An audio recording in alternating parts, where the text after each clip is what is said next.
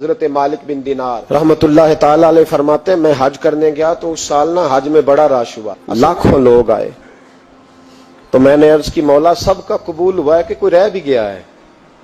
تو فرماتے مجھے خواب آئی اور بتایا گیا لاکھوں کا قبول ہو گیا۔ بڑا بے نیاز ہے اللہ، بڑا بے نیاز ہے، بڑا کریم ہے، چاہے تو گھر بیٹھے بیٹھے کہے ماں باپ کا چہرہ دیکھ میں تجھے حج کا ثواب دیکھ، ماں باپ کا چہرہ کا سب کا قبول ہوا، ایک ہے محمد بن ہارون بلخی اس کا نہیں قبول ہوا۔ فرماتے ہیں میں سویرے اٹھا تو میں ڈھونڈنے لگا کہ بلخ کے لوگ، خراسان کے لوگ کہاں ٹھہرے ہوئے ہیں، وہاں علیحدہ علیحدہ ہوتے ہیں نا، یہ پاکستانیوں کی بلڈنگیں، یہ انڈین ہیں، یہ فلان ملک ہیں، تو کہتے ہیں میں ڈھونڈتے ڈھونڈتے پہنچا تو میں نے بلخ کے لوگوں کو پا لیا۔ میں نے پوچھا تم میں محمد بن ہارون بلخی کون ہے؟ تو لوگ کہنے لگے وہ تو بڑا نیک آدمی ہے، بڑا پرہیزگار ہے۔ کہتے ہیں میں نے کہا مجھے خواب آئی ہے، حج قبول نہیں ہوا، یہ تعریفیں کر رہے ہیں۔ میں نے کہا کس طرح کا نیک؟ تو لوگ کہنے لگے جی 24واں تو وہ حج کرنے آیا ہے، ساری رات نفل پڑھتا ہے، سارا دن روزہ رکھتا ہے، بہت مالدار تھا پر ہر چیز اللہ کی راہ میں خیرات کر دی۔ فرماتے ہیں میں نے کہا وہ کہاں ہے؟ کہنے لگے پہاڑ کے پیچھے خیمہ اس نے لگایا ہے، وہاں اللہ اللہ کر رہا ہے۔ حضرت مالک بن دینار علیہ رحمہ فرماتے ہیں میں وہاں پہنچا، مصلی پہ بیٹھا تھا، سلام پھیری، میں نے السلام علیکم کے بعد کہا آپ محمد بن ہارون بلخی ہیں؟ کہنے لگا ہاں۔ آپ مالک بن دینار ہیں؟ میں نے کہا کہ اس نے تو میرا نام بھی جان لیا بغیر بتائے۔ فرماتے ہیں میں نے کہا کہ ہاں میں مالک بن دینار ہوں۔ کہنے لگے کیسے آئے ہو؟ میں نے کہا بس ملنے آیا تھا۔ کہنے لگے نہیں، جس کام آئے ہو وہ بتاؤ۔ میں نے کہا میں ملنے آیا ہوں۔ تو کہتے ہیں وہ رو پڑے، کہنے لگے نہیں آپ کو خواب آئی ہوگی کہ میرا حج قبول نہیں ہوا۔ کہتے ہیں میرے رونگٹے کھڑے ہو گئے کہ اسے اتنا بھی پتا ہے کہ میرا حج قبول نہیں ہوا۔ میں نے اس کو کہا کہ تجھے کیسے پتا کہ مجھے خواب آئی ہے؟ کہنے لگا مالک بن دینار مجھے 24 سال ہو گئے، میں اس بے نیاز کے گھر کا طواف کرتا ہوں، میں حجر اسود کے بوسے لیتا ہوں، میں مقام ابراہیم پہ نفل پڑھتا ہوں، میں صفا مروہ کی سعی کرتا ہوں، پر 24 سال بیت گئے۔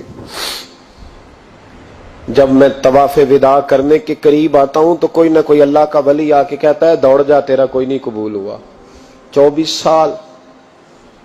تو مالک بن دینار فرماتے میں اس کے قریب بیٹھ گیا اور اس کے گھٹنے پہ ہاتھ رکھا، میں نے، بندہ بھی معذور تھا، اس کا ایک ہاتھ کٹا ہوا تھا، چہرے پہ عبادت کے نشانات نمایاں تھے، اور میں نے کہا یار پھر تیرا حج قبول کیوں نہیں ہوتا؟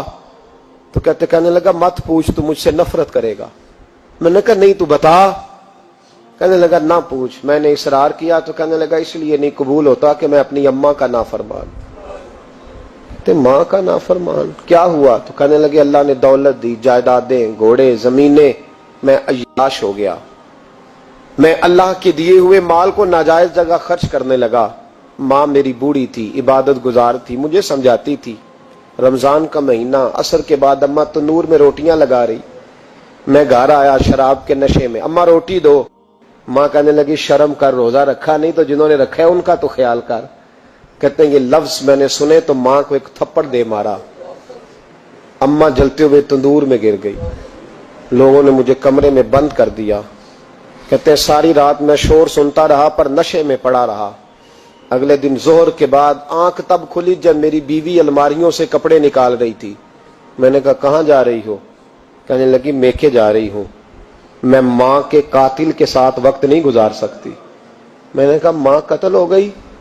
کہا ہاں، رات 9 مہینے تجھے پیٹ میں رکھنے والی اور چھاتی کا دودھ تیرے گلے میں اتار کے پالنے والی تیرے ہاتھوں قتل ہو گئی۔ کہا کدھر ہے میری ماں کی میت؟ کہا دفن کر دیا۔ بتایا کیوں نہیں؟ کہتے مرتے وقت کہہ گئی تھی اسے میرا منہ نہ دکھانا، میرے جنازے کے قریب نہ آئے۔ کہنے لگا میں اسی وقت اٹھا جس ہاتھ سے ماں کو مارا تھا، کلاڑا لے کے ہاتھ کاٹ دیا، جائیدادیں، گھوڑے، مکانات خیرات کر دیے۔ ساری رات نفل پڑھتا ہوں، سارے دن کے روزے رکھتا ہوں، ہر سال حج کرتا ہوں، عرش کا مالک معاف نہیں کرتا۔ حضرت مالک بن دینار کہتے ہیں میں نے بھی ایک تھپڑ مارا، میں نے کہا تو اسی قابل ہے تجھے معاف نہ کیا جائے، کبھی تجھے معافی نہیں ملے گی۔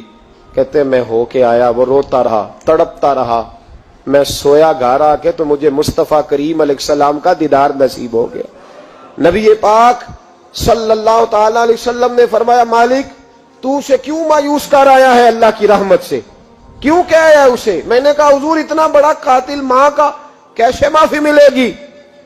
تو محبوب فرمانے لگے اس کی ماں کی وجہ سے ہی اسے معافی ملے گی, ماں کی وجہ سے. حضور کس طرح؟